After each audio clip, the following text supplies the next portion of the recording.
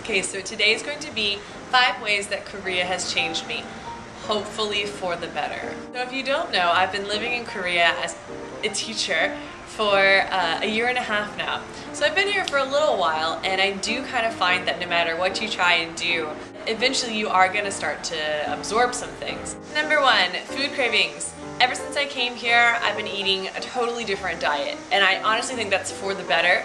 But now, because my body is so used to these different foods, I no longer crave the things that I did in the United States. So for example, in the States, I crave things like chocolate and ice cream and cookies and bread, because I used to eat a lot of bread. And ever since coming here, I really don't eat those things. It's not that you can't get them, but they're just not a natural, normal part of a traditional Korean diet. So instead, I find myself craving things like steamed corn and hobakjuk. Right now, I'm in love with hobakjuk, which is sweet pumpkin porridge. Like, I'm obsessed, y'all. It's sad. And I'm really, really scared about when I go back to the United States, where am I going to get my kimchi jjigae? Like, where's the hobakjuk? Where's the kimbap? Like, it's not the same as sushi. I can't just go to a Japanese restaurant and be like, oh, it's not the same. It's not the same. And I don't know what I'm gonna do. I think like I'm gonna starve to death or something, because I just don't want American food anymore. I don't like it anymore.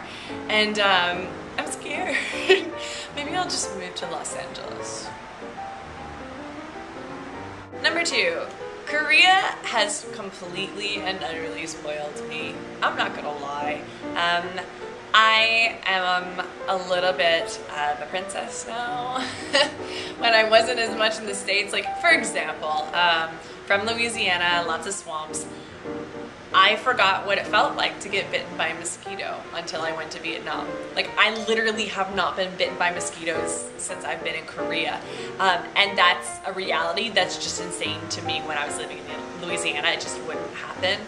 But since I live in a city, I really don't see bugs in general that much. I live really, really high up in an office tower, so even like seeing a cockroach is really rare for me. I actually haven't had to kill a cockroach or a spider in my office tower ever.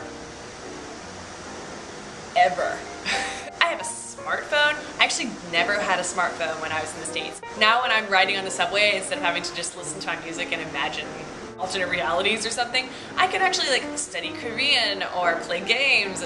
It's pretty cool. Like, I can surf the net. I know I sound really old right now. Speaking of which, fastest internet in the world. Do I need to say more? Nope. Spoiled. Love that shit. I don't know what I'm gonna do when I go back to the States and I'm like, it takes longer than half a second to download. How do you live? And then of course the last thing that I love about being spoiled is that when I get sick in Korea, I go to the doctor. Number 3. This is the only one that I really don't necessarily like, and basically I'm a little more arrogant / vain than I used to be, or you could say I'm just more observant of like fashion and how I present myself, which I guess is the more polite way of saying it. Now I wear, I experiment with makeup. I have clothing that is pink and ruffly. I actually noticed when my co-teacher gets like a new haircut or like her nails done, I have nail envy. That was not a thing back in the States. Koreans are really, really quick to give you compliments, and whereas like in the States, you really are not going to get complimented that often. You'll get them every now and then, but it's like we save up. I don't know why we don't compliment each other more. In fact, Korea's really got that going on. I like that. But the issue with that is that it is kind of hard not to get a big head. When you're getting all these wonderful compliments all the time, and they're so sweet, but they're so easily given.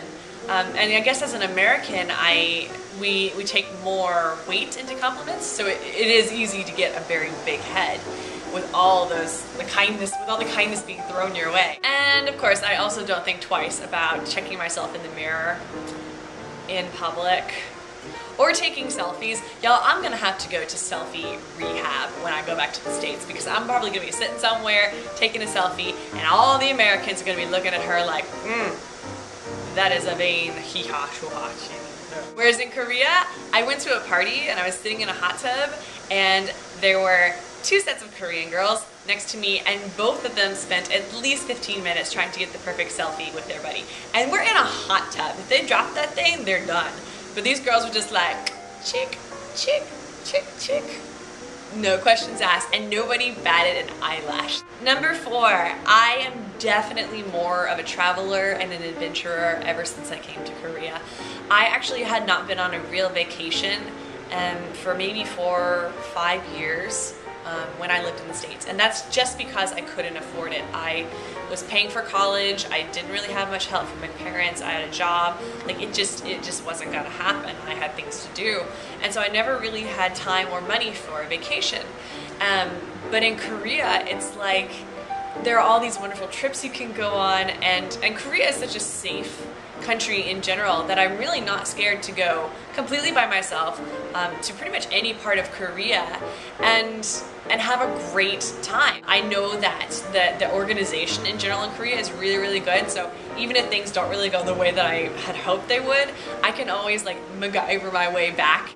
And in general, the wilderness here is gorgeous. Like, Korea is a beautiful country. The hiking here is just like slap your mama, holy crap, that's really nice. And I also don't think twice about like even commuting to Seoul. That's pretty much an hour's trip for me.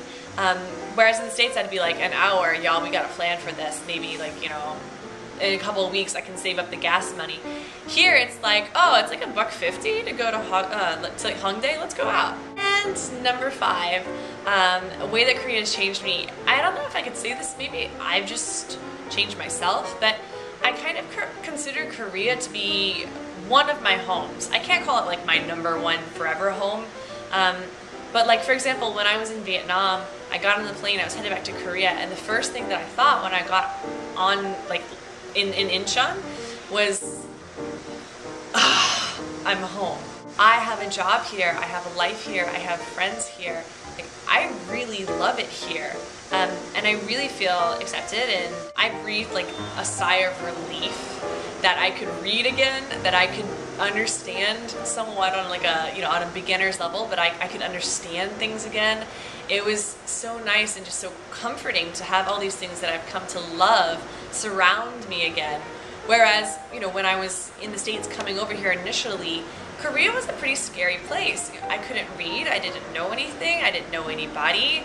It was very intimidating, and I just think it's so interesting that now I consider it in my head, like this is home, like this is where I live, and I love it here. It's just interesting that all these things that were so foreign to me not that long ago are now like my comfort foods and my comfort activities, and like, you know, some of my best friends. Like, I don't know, it's cool. Anyway, that's all I've got to say for now. If you guys have any video requests or anything, put it in the comments below. I'll definitely take them into account. Love y'all. You're fantastic and fabulous and wonderful. And I will see you next time. Bye.